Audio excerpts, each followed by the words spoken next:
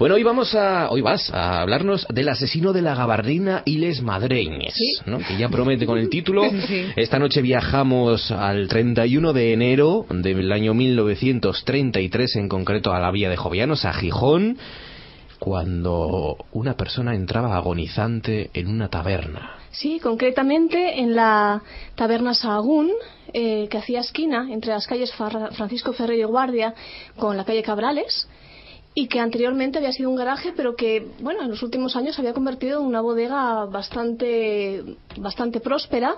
De hecho, 2 años antes de este crimen aparece en los periódicos como una de las pocas de Gijón que tiene teléfono, uno de los primeros teléfonos de Gijón. Estamos en un Gijón industrial, gris, con mucha clase obrera, una gran parte de la población de clase obrera, y sobre todo muchos conflictos sindicales, laborales. Y en el que tener un teléfono en un restaurante o en un bar ya era una novedad. Ya era un lujo. Bueno, nos podemos hacer una idea de cuánto dinero podía ganar una bodega relativamente cercana a una fábrica como la Estría de Gijón, que es, bueno, de la que salían la mayor parte de sus parroquianos, solamente con los obreros que después del trabajo, sobre las 7:30, que es la hora a la que el crimen tuvo lugar, se dirigían a tomar un vasín de vino y descansar para el día siguiente, ¿no? Una jornada faraónica, sí, que era muy dura de llevar. En enero de 1933, la conflictividad sindical en Gijón, en Asturias y en general en España era enorme. Concretamente, ese mismo día, el mismo día del crimen, se había anunciado en toda Asturias que el 6 de febrero iba a haber una huelga general en toda la cuenca minera por el conflicto hullero. En Castellón también estaba llevándose a cabo una huelga general con gran conflictividad entre la policía y los manifestantes. En Arroyo de la Malpartida también otra huelga general, esparcidas por toda la península. Había un montón de pequeñas manifestaciones de sectores industriales que luchaban por sus derechos. Bueno, en Asturias también había una huelga de tranvías. Una situación parecida a la que hay ahora también, ¿sí? ¿No? Sí, sí. Tiempos convulsos con obreros sometidos a unas condiciones laborales muy duras. Y es de entender que, bueno, los parroquianos de tabernas como la que hoy nos ocupa, la taberna Sahagún, o bodega Sahagún, como se refieren otros periódicos a ella, estaban en gran parte implicados en todos estos movimientos sindicales. No olvidemos que es una época en la que los obreros solían estar bastante más activos sindicalmente y eran más revolucionarios en general que los que tenemos ahora, ¿no?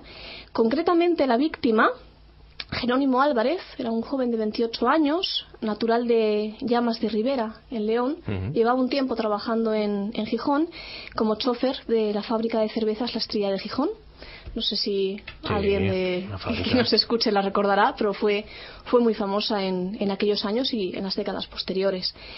Este hombre había sido, previamente a su desgraciada muerte, un sindicalista bastante reivindicativo que se movía en esos ámbitos, ¿no? Él había militado primero en la CNT, pero había tenido unos pequeños problemillas el año anterior debido a que cierta huelga, de las muchas que se convocaban en la ciudad, él no la pudo seguir del todo, solamente la pudo seguir durante un par de horas, y después tuvo que volver, por pena de perder su trabajo, a su puesto de trabajo. Sí. Fue amonestado por el sindicato por no seguir la huelga, y digamos que tuvo una pequeña trifulca entre sus compañeros que todavía parecía que no se había resuelto del todo, había pequeñas rencillas. Él había pasado a militar después de que lo amonestaran en la CNT a la UGT, y ahora, bueno, pues se movía un poco por estos ámbitos, ¿no? El caso es que a las 7:20, según declaraciones del propietario de la taberna Sahagún, un señor que se llamaba Pablo Lazo, un nombre un poco curioso. ¿Pablo Lazo? Sí. Él entró agonizante, llevándose la mano en el corazón y diciendo que le habían herido, que le abriesen el jersey, que algo le dolía mucho, que algo le habían clavado. Efectivamente, le abrieron el jersey en la zona del corazón, tenía una gran herida, un navajazo bastante profundo. Y bueno, mientras llamaban con el famoso teléfono de la taberna Sahagún a la casa de socorro y esperaban a que llegase, le preguntaron si él conocía a su agresor. Sus últimas palabras fueron: sí, claro que le conozco. Cuando le preguntaron el nombre del mismo, él ya dio su último suspiro y no fue capaz de decir el nombre, ni el apellido, ni ningún tipo de seña de su asesino. No puede ser. Ay, esto es como una novela, ¿no? Yo estaba esperando que desvelaras el misterio y no pudo. Una No única pudo. pista, ¿no? Que solo le conoce. Pues yo, en vez de decir sí, claro que lo sé, yo hubiera dicho el nombre. Me Claro. hubiera ahorrado Por si Bueno. acaso. porque ya matas dos pájaros de un tiro, contestas a las dos preguntas. Ya, pero cuando estás muriéndote, pues No, a lo mejor no tienes tiempo para no. pensar. Bueno, lo que sí tuvo tiempo para pensar es para llegar a esa taberna, imaginamos porque sabía que tenía teléfono. Digo yo, a lo mejor... Bueno, pero Ojo eso de debió de chiripa, caer eso. allí al lado, ¿no? Sí, ¿no? Era un habitual de esta taberna y Ah. parece ser que después de salir del trabajo él estaba dirigiéndose a ella. En un primer momento se creía que la agresión había sido bastante más lejos de la taberna de lo que se pensaba y no se sabía por qué se había dirigido a la taberna. Como era un misterio, digamos que bueno, se resolvió diciendo, bueno, si cotejamos todas las declaraciones de los testigos que tenemos, podemos saber que bueno, el crimen fue relativamente cerca de la taberna. Porque hubo testigos. La muerte de Jerónimo sí que es verdad que fue un misterio porque no se sabía quién había sido, pero hubo testigos que presenciaron el crimen. El problema fue que no coincidió que fuera ninguno de los obreros que podía haber conocido al asesino, sino que eran un par de chiquillas que volvían a sus casas, unas chiquillas de bastante poca edad, y que habían vuelto a sus casas muy asustadas porque habían visto algo muy extraño. Ellas habían visto una pelea entre dos obreros, pero bueno, eso en el Gijón de aquellos años no era tampoco nada raro, ni a estas horas, ni por esta zona de bares, ¿no? A ellos lo que les había llamado la atención era la indumentaria del asesino. Era un enero bastante cálido, según nos dicen los periódicos, y sin embargo el asesino llevaba una gabardina bastante, bueno, para bastante calor, la llevaba sobre los hombros, cubriéndole gran parte del cuerpo, y unos pantalones muy oscuros que también, bueno, pues no eran del todo apropiados para el mes tan caluroso como aquel año fue finales de enero, ¿no? Pero además de la gabardina y los pantalones oscuros, parece ser que llevaba una boina bastante calada, y lo más bizarro del tema es que llevaba unas madreñes que no era bueno, claro, fue muy polémico porque claro, tú si piensas matar a alguien, yo no creo que tú te pongas unas madreñes. Pues no, Con práctica. Bueno, con motor, nuestro asesino de hoy no combinaba bien. No combinaba Cogió demasiado bien. una gabardina, una boina y unas madreñas. Bueno, iba disfrazado a lo mejor, ¿eh?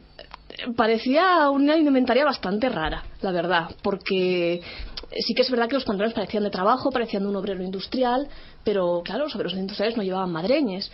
Y bueno, y por otro lado, una persona que tenga previsto matar a alguien se pone un calzado, digo yo, un poco más ligero, un ¿no? calzado para asesinar, no te pones unas madreñas que no es el calzado para asesinar. No, es Claro. que las madreñas además te impiden correr. Por eso. Claro, correr, bueno, hay carreras de madreñas, vete tú a saber. Bueno, ya. El caso es que todo esto dio un aspecto muy misterioso al crimen y todo Gijón empezó a hablar de quién podría haber sido el agresor. Lo primero de todo, sobre todo en la época que se vivía, se pensó que era un conflicto social. Se recordó que esta persona tenía problemas con sus excompañeros de la CNT, que él no había seguido como tenía que haber seguido la huelga y que se había cambiado de sindicato. Esto fue muy pronto desmentido. Salieron tanto los líderes del sindicato de la CNT como de la UGT diciendo que no había ningún tipo de enemistad, que ese conflicto ya hacía mucho que se había resuelto y que no creían que fuera ningún problema de esta índole. Fue muy rápidamente descartado. La segunda idea que se tuvo acerca del crimen fue que había sido un conflicto familiar con sus propios padres o incluso con los padres de su novia. Su novia era una criadita de la calle Padilla de Gijón, a la que al parecer, aunque tampoco se volvió a hablar más del tema, Jerónimo había dejado embarazada y se pensaba que quizás un hermano celoso o un padre enfadado por la afrenta había podido enfrentarse a este obrero. O sea, que la víctima había dejado a su novia embarazada. Sí, o por lo menos eso es algo que decían los periódicos, aunque los periódicos, como sabéis, recordaréis de otros casos, preferían decir en estado interesante. En estado interesante. No me acordaba de esa expresión. Aún en esta época, sí. El caso es que la novia fue a declarar y dijo que aquello era imposible, totalmente imposible. Le preguntaron por qué, dijo que, bueno, que ella no tenía ningún tipo de relación con su familia. Su padre, al parecer, hace años se había casado en segundas nupcias, era viudo, y ella no se llevaba muy bien con su madrastra, no sabía que era de su padre no sabía que era de ella, y era en 100% imposible de que el padre se hubiera podido enterar de todo aquello y hubiera podido tomar la justicia por su mano. O sea que la explicación, la teoría de conflicto familiar descartada, entonces. Totalmente descartada. Sí. Con lo cual, bueno, se empezó a buscar posibles agresores en el círculo que solía frecuentar él, compañeros de su trabajo, ¿no? En un primer momento, él al parecer volvía a su casa con un amigo suyo que se llamaba José María Aspra Galán, era otro chofer de la Estrella de Gijón, que aparece unos años antes como propietario de un coche Elizalde. Era un chofer de un poco más clase que este, pero al parecer eran muy amigos, ¿no? Él declaró que volvían juntos a su casa, pero que llegados a la calle Corrida se habían separado porque Jerónimo quería ir a tomar un vinín a la taberna y él, sin embargo, tenía otros asuntos que hacer. Al ser preguntado por posibles personas que hubieran podido tener cuentas que ajustar con Jerónimo, tanto él como el tesorero de la Casa del Pueblo, en la que él iba a muchas reuniones sindicales y tal, dijeron que podía ser motivos personales, motivos de riñas, y con estas pruebas detuvieron a dos sospechosos, Manuel Alonso Valdés y Ramón Bautista García Fanjul. Eran dos compañeros también de la Estrella de Gijón, perdón. De Gijón. Parece mentira para mí. Bueno, es que es la única estrella cervecera que queda ahora mismo en España, o sea que... Pero en 72 horas era, digamos, el tiempo que tenía para darles o no prisión preventiva a los acusados, ¿no? Si en 72 horas no se habían encontrado las pruebas suficientes, se les tenía que poner en libertad. Efectivamente, a Manuel y a Ramón Bautista se les puso en libertad porque no se encontró nada en contra de ellos. Manuel dijo que había estado en una charla en el sindicato de alimentación en el barrio de la Calzada, y Ramón Bautista había estado con él. Y bueno, tenían coartada. Tenían una coartada bastante firme que todo el mundo confirmó. Y no se volvió a saber nada del caso hasta más o menos una semana después, en la que un tal Víctor Villanueva Labusta, de 26 años, un joven muy honrado, muy trabajador, pero con cierta afición por la bebida, dijo en una taberna, al parecer con bastantes vinos o bastantes sidras encima, que había sido él el que había matado a este obrero, porque al parecer Jerónimo había tenido ciertos roces con Andrés Villanueva, su padre, y había propiciado que su padre se quedase sin trabajo en la Estrella de Gijón. O sea, que estaba un poco croqueta y hizo algún comentario que no debía. Un comentario malintencionado que él no sabía qué consecuencias iba a tener. Al día siguiente la policía fue a buscarle a su casa, porque obviamente los que así lo oyeron lo denunciaron, ante su total estupefacción, no se acordaba de haber dicho absolutamente nada, y la estupefacción también de su mujer, que ya dijo, pero esto no es posible, porque él, el día de ese asesinato, él estaba ayudándome en la churrería en la que yo trabajo a picar leña, porque yo me encontraba un poco mal y él estaba allí. El caso es que, a pesar de que el jefe de la churrería, a pesar de que la esposa y a pesar de que un montón de gente declaró a favor de Víctor Villanueva, e incluso un periódico como El Noroeste hizo campaña a su favor, y bueno, fijaos en el párrafo que le dedica, ¿no? Decían: volvemos a insistir en la suposición de que la afirmación hecha en aquel chigre, acusándose asimismo, era originada por las excesivas libaciones que aquel hizo del rico néctar regional vulgo sidra. Rico néctar regional. Qué vulgo sidra. O sea que el Noroeste iba definitivamente a favor, ¿no?, del sospechoso. A favor del sospechoso, pero las autoridades parece que no dieron mucho crédito y metieron a Víctor Villanueva en la cárcel. No se volvió a hablar más del tema de forma directa en el periódico, y Víctor estuvo encerrado en la cárcel de El Coto hasta 1935, 2 años. 2 años, sin aparentemente muchas pruebas, ¿no? 2 años, al parecer tuvo una baja de por medio, coincidió con la revolución, y él, que era una persona bastante reivindicativa, de hecho 2 semanas después de haberlo metido en la cárcel, y aparece firmando un comunicado de los presos quejándose de las condiciones de la cárcel y del precio del economato de la cárcel, ¿no? Parece que era una persona bastante movida. Sí. Cuando pudo salir de la cárcel, se metió en los sucesos de la Revolución de Octubre y volvió a entrar en la cárcel otra vez, me imagino que para disgusto de su pobre mujer. El caso es que para la opinión pública, para el juzgado y para la historia, quedó Víctor Villanueva como el asesino, no excesivamente con muchas pruebas, de aquel pobre Jerónimo Álvarez. Sin embargo, y esto es algo que nos hace pensar que la historia pudo haber sido de otra manera.